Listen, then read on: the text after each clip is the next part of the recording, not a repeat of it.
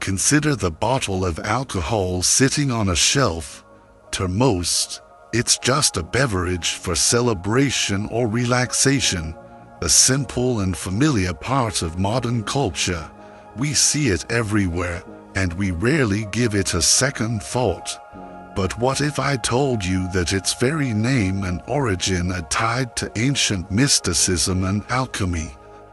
That the word alcohol itself carries a dark and hidden meaning, one that speaks of body-eating spirits and the very essence, or spirit, of a thing. Today, we are uncorking a profound spiritual paradox. We will explore the hidden history of alcohol, not to judge, but to understand its deep, and often deceptive, connection to our innate human longing for transcendence. What you are about to discover could change the way you see this substance, and perhaps even yourself, forever. The term alcohol is believed to derive from the Arabic al-kuhl, which translates to body-eating spirit or spirit taker. In ancient folklore, the ghoul was a demon that preyed on humans. The ancients weren't just describing a chemical process, they were describing an energetic one. The term also connects to the idea of a refined powder, like coal, used to enhance vision. This hints at the dual nature of alcohol, a substance believed to reveal a hidden essence or spirit. This brings us to the world of alchemy. Alchemy is the sacred art of separating the pure from the impure. The process of distillation, central to creating alcoholic spirits, is a perfect metaphor for this. Just as a distiller boils away the gross, raw matter of a plant to capture its most refined, potent spirit, the soul's journey is a process of distilling our own divine essence from the raw material of human experience. And here lies the great and tragic paradox. Alcohol, the product of a refining process, does the opposite of refining the soul. It offers a fleeting illusion of the very thing true spiritual practice seeks to achieve: liberation, connection, a release from the burdens of the ego. But it is a counterfeit. It is a chemical key that opens a door to a lower floor of consciousness, while tricking you into believing you've reached the heavens. It is a spiritual shortcut that leads to a dead end. Imagine your soul is a finely tuned instrument, designed to resonate with the high, subtle frequencies of divine connection and intuition. Alcohol, by its very nature, is a dense, low-vibration substance. Consuming it is like pouring mud over the strings of a celestial violin. It doesn't just quiet the music, it deadens the instrument's ability to play. This disconnection acts as a veil, obscuring the soul's innate connection to the divine.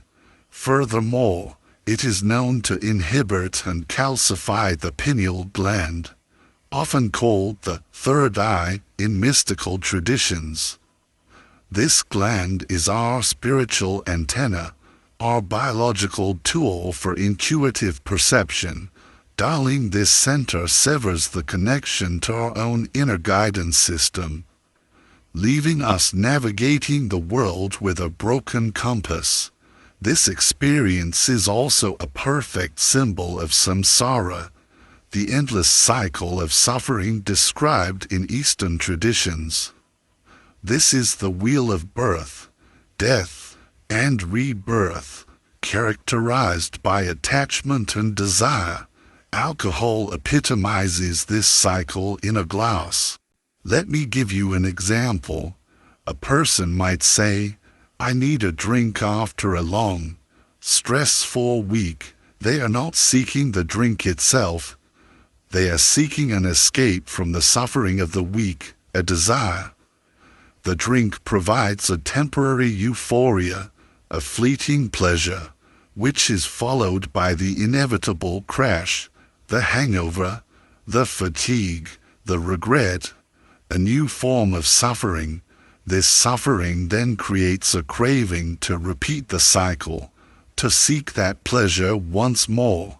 It is the engine of samsara, miniaturized and made liquid. At its core, the human desire for intoxication reflects a deep, unconscious longing for transcendence.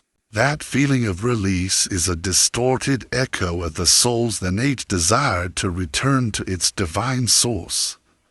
But because alcohol is a material substance, it can never truly fulfill this sacred longing. It acts as a counterfeit, providing momentary relief while actually deepening the soul's disconnection from its true essence. The great mystics understood this paradox perfectly when the Sufi poet Rumi writes, "Be drunk with love, for love is all that exists." He is not speaking of the numbing effects of alcohol. He is speaking of a state of such heightened awareness, such ecstatic union with the divine, that the ego dissolves. This is a drunkenness that awakens.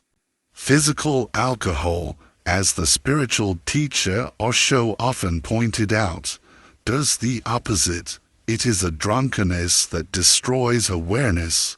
It creates a temporary, foggy escape from the present moment, the only place where true transformation and divine connection can ever occur. This destruction of awareness, this severing of our connection to the present moment, is not just a psychological effect. It has profound energetic consequences. It can open doors in our auric field that are meant to remain closed, making us vulnerable to influences that thrive in the shadows of unconsciousness. So what are these influences? And what are the different spirits, both chemical and metaphysical, that are truly contained within these fermented drinks?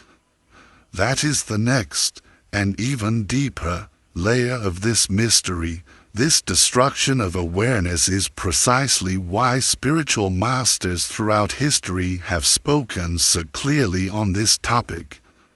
They understood that when the mind is clouded, the soul is vulnerable and the doors to our inner world can be compromised. Let's listen to the unified wisdom. The spiritual teacher Osho saw alcohol as the ultimate anesthetic for the soul. He taught that people use it to numb themselves to the pain and anxiety of life, rather than using that discomfort as a catalyst for growth. For him, true liberation comes not from escaping our reality, but from embracing it with total awareness. He often remarked that awareness is the key to all transformation, and since alcohol is a substance that fundamentally destroys awareness, it is one of the greatest barriers to spiritual evolution. Similarly, the revered yogic master Paramahansa Yogananda warned that alcohol compromises the willpower and self-discipline necessary for any serious spiritual practice. He taught that the human mind is naturally restless, like a pond stirred by the wind. The goal of meditation is to still that pond so you can see the clear reflection of the divine within. Alcohol, he explained, is like throwing more stones into the water, exacerbating the restlessness and making it impossible to find that sacred clarity and communion with the inner light. This is not the view of one or two masters. It is a golden thread of wisdom woven through nearly every major spiritual tradition. In Buddhism, Abstaining from intoxicants is one of the 5 core precepts, seen as essential for maintaining the clear-mindedness needed for mindfulness and ethical living. In Hinduism, ancient scriptures caution that alcohol is associated with the loss of moral discipline and spiritual degradation. And in Gnostic Christianity, the wine of the world was a powerful symbol for all material pleasures that distract and intoxicate the soul, diverting it from its divine purpose. For example, a Gnostic might see a person dedicating their life to chasing fleeting pleasures, wealth, fame, or physical intoxication as someone who is perpetually drinking the wine of the world. They are so captivated by the temporary shadow that they forget the deep. In a longing for the eternal light, nowhere is this paradox more evident than in the Bible. On one hand, wine is the central element of the Eucharist, a sacred symbol of divine communion and the blood of Christ.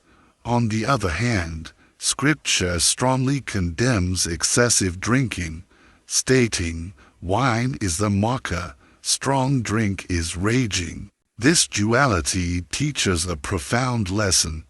The substance itself is a vessel. Its effect depends entirely on the consciousness and intention behind its use, whether it is approached as a sacred symbol in a holy rite, or as a tool for worldly escape. This brings us to the heart of the matter, the critical difference between divine intoxication and its physical counterfeit. Divine intoxication is not a dulling of the senses, it is a supreme awakening of them. It is the overwhelming bliss and ecstasy that mystics like Rumi described, a state where the ego dissolves in an ocean of boundless love and connection to all that is. Physical intoxication is its pale, dangerous shadow. It numbs the senses, creates an artificial euphoria, and ultimately chains the soul more tightly to the material world it sought to escape. So how does one achieve this true spiritual inebriation? The mystics left a clear map. The true elixirs are not found in a bottle, but within the chambers of your own heart. They are accessed through practices such as meditation, to quiet the mind and access the divine presence within, devotional practices like chanting, singing, or prayer, which foster a sense of unity with the divine, and selfless service, acts of love and compassion that dissolve the ego and open the heart to divine grace. The great Persian poet Hafiz beautifully captured this state of surrender when he wrote, "I am a hole in a flute that the Christ's breath moves through." Listen to this music. That is the essence of spiritual intoxication, to become an empty, willing vessel for the divine to flow through you, creating a music of joy and love. Today, we have lifted the veil on this profound spiritual paradox. The choice that emerges is not one of judgment, but of awareness. It is the choice to recognize the soul's true, deep longing for connection and to consciously choose the path of authentic transcendence over its counterfeit. If this journey into the hidden truths behind the veil resonated with you, I invite you to subscribe and join our community. We are a circle of seekers dedicated to uncovering the deeper wisdom of our world. And your presence here adds to our collective clarity. In the comments below, share one practice you use to find true inner peace and connection. Your wisdom may be the guide someone else needs to read today. Thank you for walking this path of awareness with us.